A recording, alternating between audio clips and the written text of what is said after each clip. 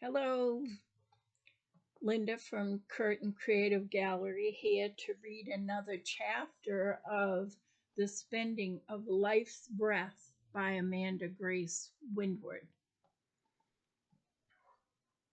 We are on chapter 19, where Mandy is again posting her journals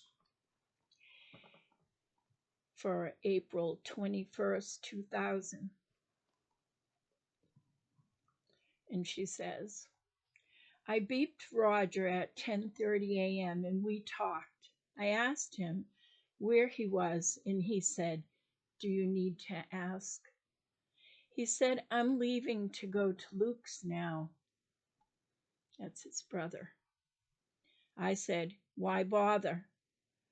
So is this why you can't say yes to me about anything? Because Marcilina might get jealous if you show us a little care? That did it. That made him angry. And he attacked back, telling me that my house was a mess and the kids were selfish and irresponsible and out of control. And it's all my fault for keeping him from saying anything to them about their behavior all the time. And he said there was only hope for salvaging the two youngest, Warren and Jack. The rest were a lost cause. My mouth dropped. He had never spoken to me like this. I know he always was a grouch with the boys, and no was his favorite word most of the time, but I couldn't believe he could feel like this about our children. I called him back again at 11 a.m. He was still at Marcilina's. He said, "We couldn't talk because Marcilina's sick with a head cold. We'll talk tomorrow." But then he called me back at 11:20 for just a minute to show me he was in the truck driving to his brother Luke's house. But he didn't feel like talking, he said. So why else did he call, I wondered.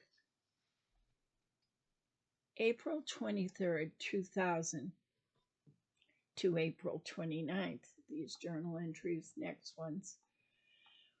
Well, Roger took the gas card back, said I can't use it anymore. Must have been business card. But then he gave me 500 when I begged so I could get it and add it with the little I could save to send out the $823.27 mortgage payment on the house at least.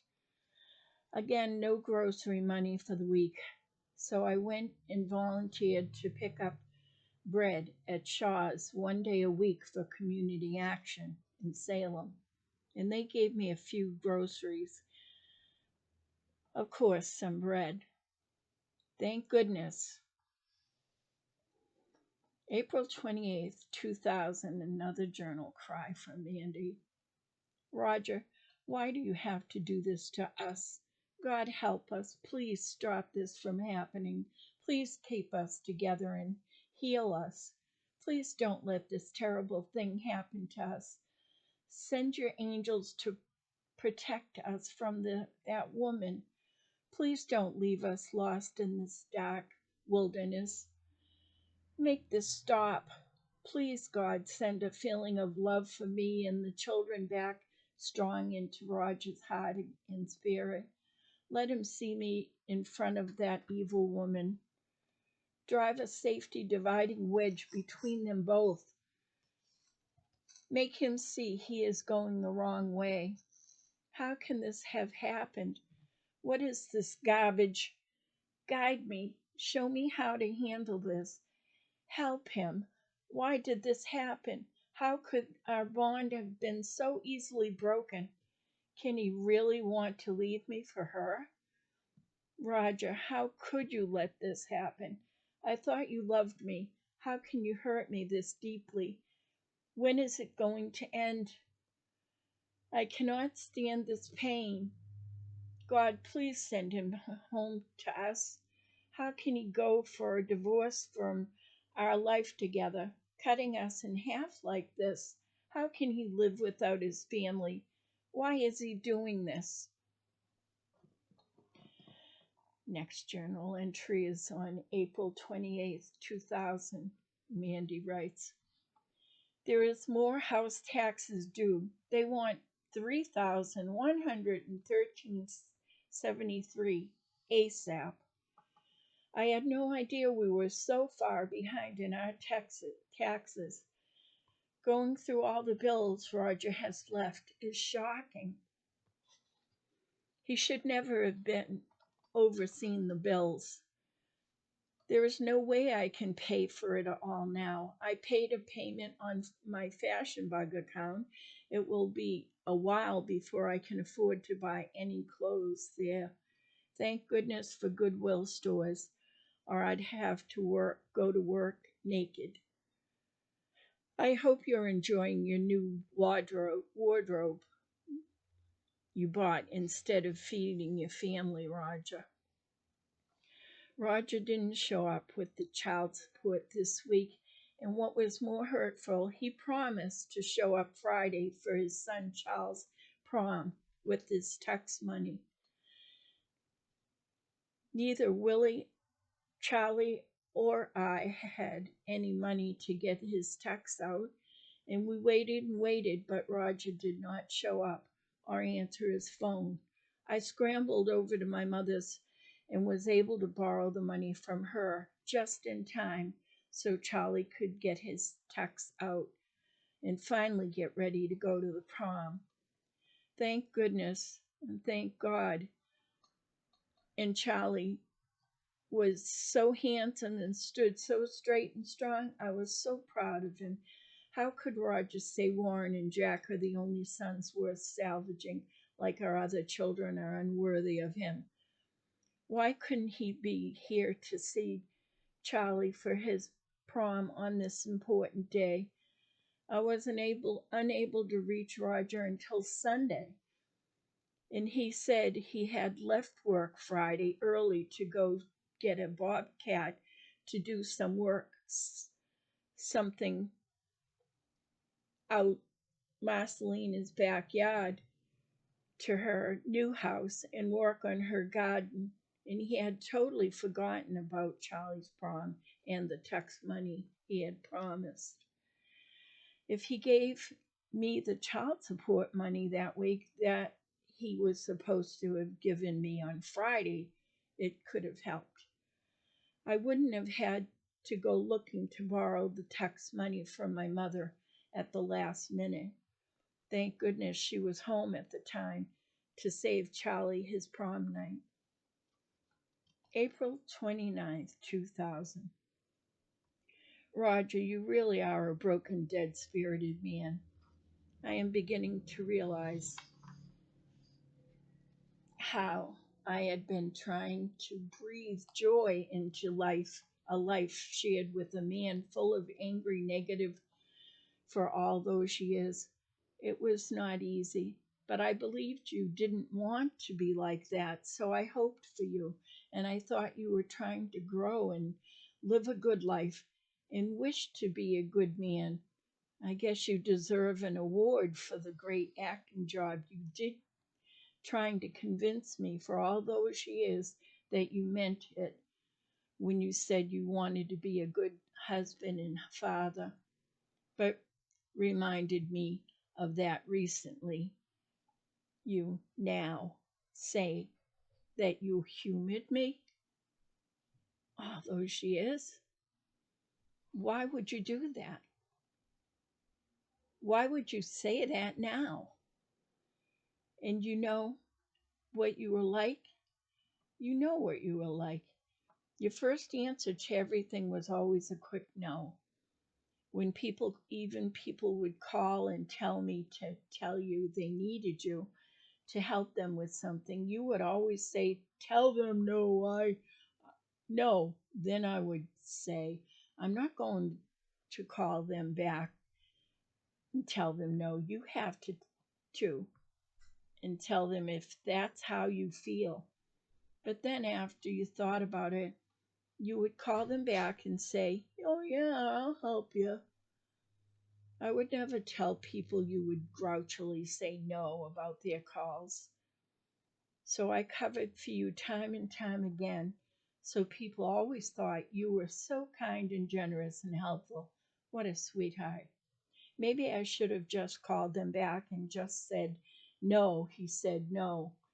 He doesn't want to help." Is that what I did wrong? Paint you like with false colored glasses as so such a good person for everybody? Maybe you really didn't want to help anybody, and maybe you meant it with your first no about everything, and I should have left it at that. You know what? If I had just accepted you the way that you were, would maybe you would be happy, would have been happier then and now. But I would have left you in the beginning the way you sounded and acted, because it was nasty and negative, and I let you get away with saying no, and I would transfer the message into kindness for your sake.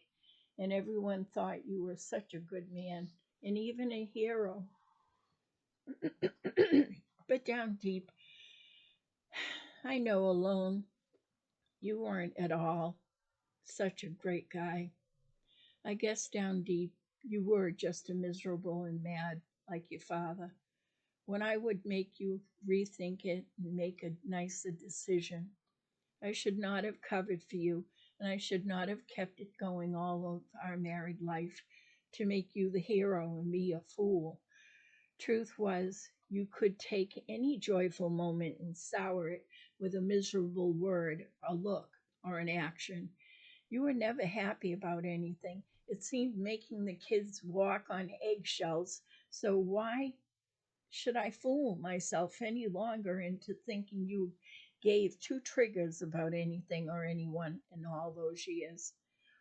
Your ability for goodness was a figment of my imagination from the start. It was a pipe dream I had for you, and so I colored you good. I should have let you be who you were and who you were forever going to be. I would love to see just where you would have been today if I had. I made excuses for you repeatedly to everyone because I loved you and knew you always had a problem. I felt sorry for your difficult childhood and because of what happened to you when you were a teenager and wanted to use that man's boat and let him do things to you for it. I thought that's part of your problem with intimacy. You know that you promised me you would get help with it someday, but you could never make the time for it. And so I waited and I waited and I waited, just trusting you loved me, but just couldn't show it. April 29th, 2000. Another journal gripe from Mandy. I don't want him back, I think. So now what do I do? He filed for divorce. Fine. Do not see him anymore. You do not have to support him emotionally anymore. Do not bother fighting it. He's not worth the pain or the effort. Get child support in place and get the house in your name so he won't sell it out from under. And I can at least try to continue to raise the children in our family home. Get his things out, especially from my bedroom. Plan the best budget you can to make this all work. I will not continue to be raped emotionally over and over and over and over by this mean spirited man. or his sinful nature now. Don't put up with any more of his mistress bullcrap. Don't give them the opportunity to do any more to us. Mandy, live, heal time. Yes, outdoor world, camping. Write your children's stories. Yes. Get all your short stories published. Yes. Start painting and finish your illustrations. Yes. Maybe join a writer's guild or an art guild and meet people who like doing some of the things you like to do. Yes. Enjoy your music and sing. Let your heart sing again. Yes. Even write some songs again. Yes. Show the kids it's okay to get happy again. Yes. Oh, sunshine, get some, get some. Get to the ocean. Yes. Take trips with the children. Yes. I am Mandy Kelly, back from a long commitment to a selfish, stone cold hearted man, and I'm ready to begin a new life without him to do it. I will find my old, strong, independent, God directed self. I need to stay away from Roger and his harlot snares to do so. I can't let them pull me down any further any longer. I cannot stay down in this fifth filth or their level any more. I will be good and strong and loving for the good of my children and grandchildren. I will make my father and mother proud and find good people to share the light with at the end of this dark tunnel. I will never let him use me again or treat me like a whore by coming back to my bed like he did that last week. He came back for a few days pretending he was coming home, back home to us. Another journal gripe. Roger, what about your portion of the late bills you left me with? Why are they mine to bear?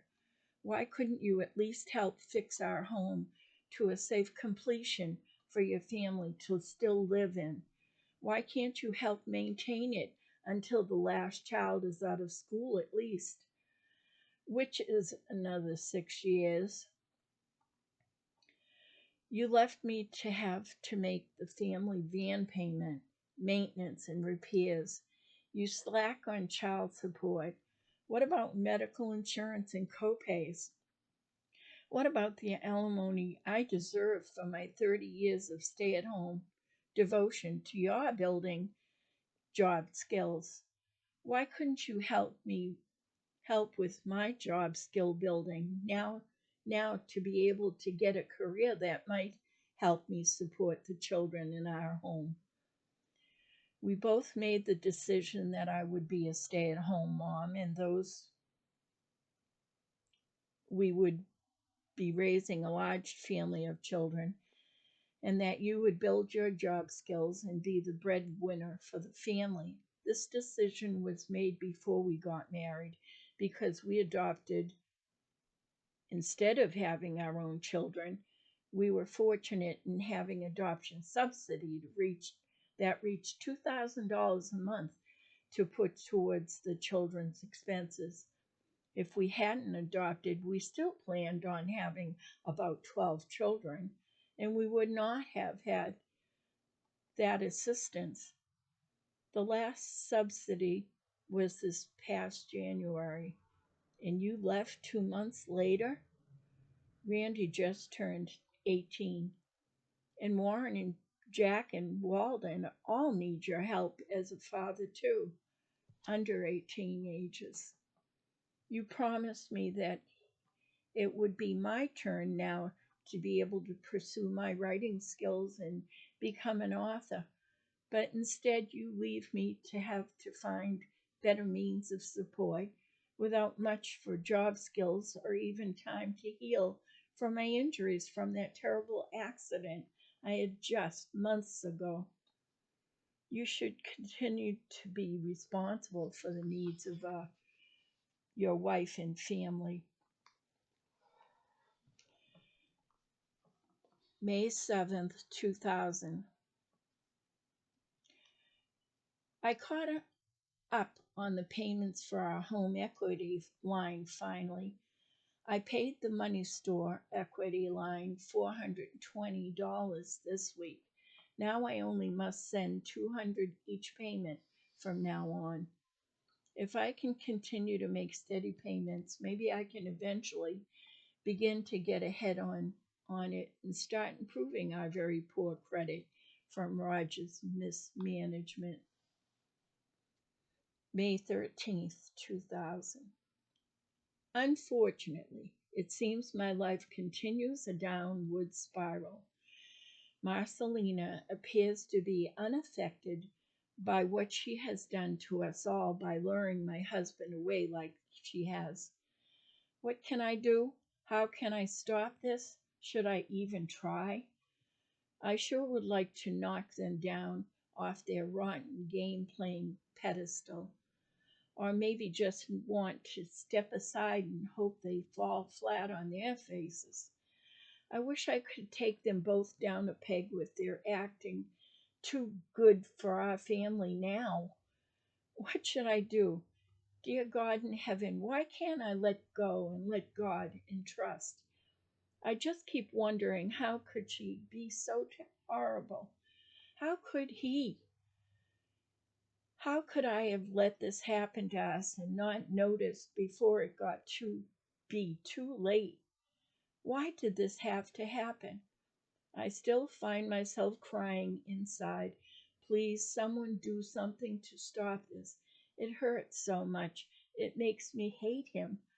No, I even still don't hate him exactly. I hate what he is doing to me and to us and to our family. Marcilina, you sin-filled, rotten husband, stealing, selfish, sick, opportunist. You are horrible, evil, manipulative, conniving, phony. You know exactly what you are doing, and you act so innocent, claiming to be such a Christian. Shame. Shame on you both. I want to poke you in the nose so badly. I wish I could make you see and feel how I feel with what you are doing to us. I don't think I can stand this much longer. I'm afraid.